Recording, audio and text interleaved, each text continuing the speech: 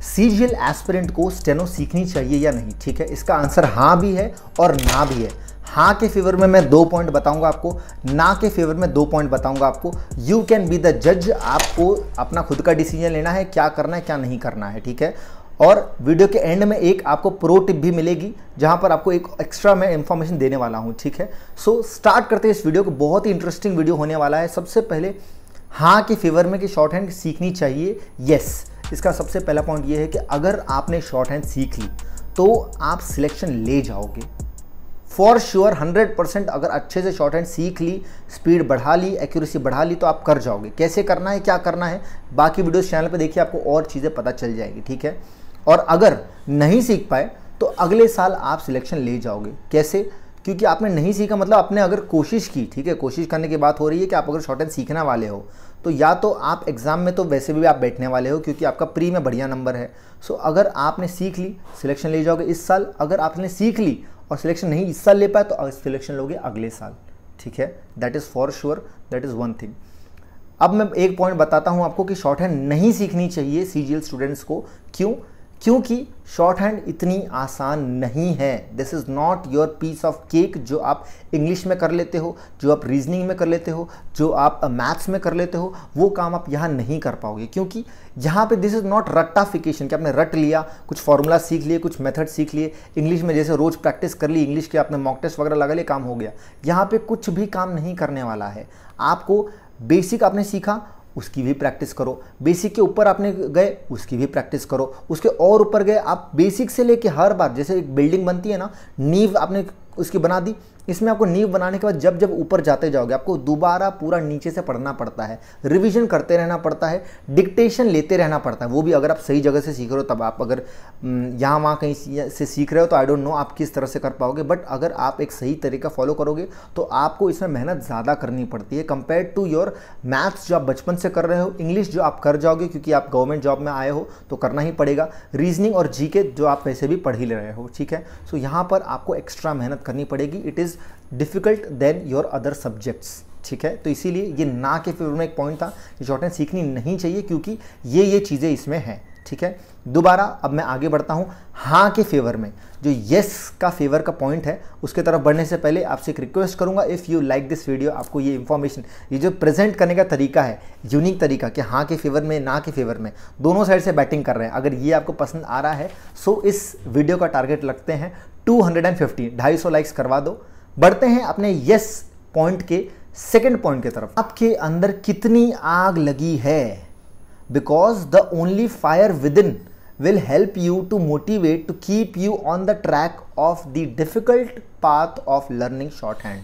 अर्थात आपके अंदर अगर वो आग लगी है कि भाई गवर्नमेंट जॉब चाहिए, मतलब चाहिए, कुछ भी करना है, डू और डाई सिचुएशन अगर आपकी है, तभी आप शॉर्ट हैंड सीख पाओगे।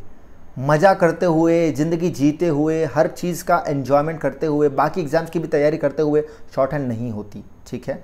ये शॉर्ट हैंड सिर्फ उनसे होती जिनके पास कोई प्लान बी नहीं है, सिर्फ प्लान ए ही है, भाई स्टेनो ही करनी है और कुछ ऑप्शन ही नहीं बचा है, वो लोग से करते हैं। इसीलिए मैंने कहा कि आग कितनी लगी है अंदर, क्योंकि देयर विल बी टाइम्स जब आपको बहुत बोरिंग लगेगा, इतना मेहनत करने के बाद भी डिक्टेशन नहीं लिख पाओगे, डिक्टेशन लिख पा रहे हो तो जो लिखा उसको पढ़ नहीं पाओगे, जो अगर पढ़ पा रहे हो तो उसको आप प्रॉपर्ली टाइप नहीं कर पाओगे। There will be lot of difficulties in your path. आसान नहीं है क्योंकि सीधी बात है भाई, लेवल 12 स्टैंडर्ड के पास स्टूडेंट को एक income tax inspector 4600 grade pay, 4200 grade pay की ग्रेड सी की जॉब मिल रही है, एमईए में जॉब मिल रही है, तो भाई आग लगी है तभी तो मिलेगा ना। ऐसे आसानी से होता तो फिर सीजीएल वाले छोड़ते क्या, सभी आके ले लेते। तो इसीलिए आपको, अगर आपको शॉर्ट हैंड सीखनी है तो आपके अंदर आग होनी चाहिए। क्या वो आग है? तभी आप शॉर्ट हैंड सीख पाओगे, तभी आपको शॉर्ट हैंड सीखनी चाहिए। ये था हमारा दूसरा पॉइंट यस के फेवर में। अब मैं बढ़ता हूँ कि शॉर्ट हैंड नहीं सीखनी चाहिए क्यों, इसका सेकंड पॉइंट। अगर आप स्टेनो के अलावा सीजीएल, सीएचएसएल, सीपीओ, एमटीएस, आपका सिलेक्शन फेज, XYZ, कितनी सारी एग्जाम्स हैं, आप सभी एग्जाम्स को टारगेट कर रहे हो, ठीक है। If you are that kind of student जो सभी एग्जाम्स को टारगेट करता है तो आपको स्टेनो नहीं सीखनी चाहिए। क्यों नहीं? क्योंकि मैंने जैसे पहले बताया, now you will be start making sense, all my story जो मैंने अब तक आपको बताई, सब कुछ अब सेंस बनाने लगी। क्योंकि अगर आपके पास बाकी ऑप्शन है, आपके पास में बाकी चीज़ें हैं तो आप यहाँ नहीं करोगे, क्योंकि सुबह शाम समय देना पड़ता है। और आपको ये एग्ज़ाम छोड़ देनी चाहिए स्टेनोग्राफर्स के लिए जो लगातार पिछले साल जिन्होंने एग्ज़ाम दी, हो सकता है सिलेक्शन नहीं ले पाए, स्किल टेस्ट में 0% से बाहर हो गए, या हो सकता है पिछले बार उनका स्किल टेस्ट बढ़िया था लेकिन स्किल टेस्ट तक पहुंच ही नहीं पाए क्योंकि प्री में मार्क्स कम थे। तो ऐसे जो एक्सपीरियंस स्टेनोग्राफर्स हैं जो पहले एग्ज़ाम दे चुके हैं उनके लिए छोड़ दो, क्योंकि उनके पास आपकी तरह ऑप्शन नहीं है। वो CGL नहीं दे सकते, CHSL नहीं दे सकते, MTS वो जाएंगे नहीं, और इसके अलावा आपका जो CPO हो गया ये एग्ज़ाम से वो नहीं जाएंगे। क्यों? क्योंकि इन सभी में मैथ्स आती है मेरे दोस्त, और एक स्टेनोग्राफर को मैथ्स से डर लगता है तभी तो वो स्टेनो फील्ड में आया है। समझ रहे हो मेरी बात? तो इसीलिए आपको स्टेनो नहीं सीखनी चाहिए। अगर आपके पास में बहुत सारे ऑप्शंस हैं, यहाँ नहीं तो यहाँ कर लेंगे, यहाँ नहीं तो वहाँ कर लेंगे, वहाँ नहीं तो यहाँ कर लेंगे, तो आपको ये फील्ड छोड़ देनी चाहिए। ठीक है, आई होप मैंने आप लोगों को एक अच्छा बैलेंस्ड व्यू दिया है आज इस दो पॉइंट के बेसिस पर। 2 पॉइंट येस के थे, 2 पॉइंट ना के थे। सब्सक्राइब कीजिए इस चैनल को, क्योंकि आपको इस तरह के वीडियो, अगर स्टेनो के बारे में और जानना है तो वॉच सम मोर वीडियोस। ऊपर आपको आई बटन में मैं वीडियोस दे दूंगा, थोड़ा देख लीजिए, समझिए इस करियर के बारे में, देखिए क्या होती है शॉर्ट हैंड। क्योंकि अब हम बात करने वाले हैं इस वीडियो के फाइनल पार्ट की है, जो कि मैंने बताया था प्रो टिप आपको देने वाला हूँ। ठीक है, प्रो टिप ये है कि चलो मान लो आपके अंदर आग भी लगी है, आपको शॉर्ट हैंड सीखना ही है, आपके पास कोई और ऑप्शन नहीं है। आपने कहा कि अच्छा यहाँ जल्दी गवर्नमेंट जॉब मिलती है, चलो मैं इसको करूँगा, देखते हैं क्या होगा, लेकिन मैं इसको करूँगा, क्योंकि CGL तो हमसे निकल नहीं पा रहा है, जो फाइनल कट ऑफ की मैं बात कर रहा हूँ वो नहीं हो पा रहा है। तो अगर आपके अंदर भी ये सभी चीज़ें हैं तो आपको एक प्रो टिप मैं दे रहा हूँ कि शॉर्ट हैंड सीखनी है तो इंग्लिश शॉर्ट हैंड ही सीखना, हिंदी शॉर्ट हैंड मत सीखना। पूछो क्यों? क्योंकि इंग्लिश शॉर्ट हैंड में आपको टाइपिंग अलग से नहीं सीखनी पड़ेगी, जो नॉर्मल आप मोबाइल फ़ोन से टाइपिंग करते हो। अगर 1 महीना घर में लग के तैयारी कर ली टाइपिंग की, रोज़ आधा घंटा पौना घंटा दे दो, आपकी टाइपिंग भी हो जाएगी। कीबोर्ड पे जो टाइपिंग करते हैं वो करना पड़ता है, टच टाइपिंग स्टेनोग्राफर को सीखनी पड़ती है, क्योंकि जो आपने शॉर्ट हैंड लैंग्वेज यहाँ पे लिखी है, इस शॉर्ट हैंड को देख के आपको करना पड़ता है क्या, इंग्लिश में टाइपिंग, और ये टाइपिंग आपको सीखनी पड़ेगी, जो कि आप आराम से घर से सीख सकते हो। लेकिन अगर आप हिंदी स्टेनो में चले गए तो भाई साहब, हिंदी स्टेनो में आपको हिंदी टाइपिंग सीखनी पड़ेगी अलग से। उसमें भी मंगल फॉन्ट होता है, इंस्क्रिप्ट होता है, आपका रेमिंगटन गेल होता है, आपको कौन सा फॉन्ट सीखना है, एग्जाम में कौन सा फॉन्ट आएगा, बड़ी दुविधा होती है इसमें।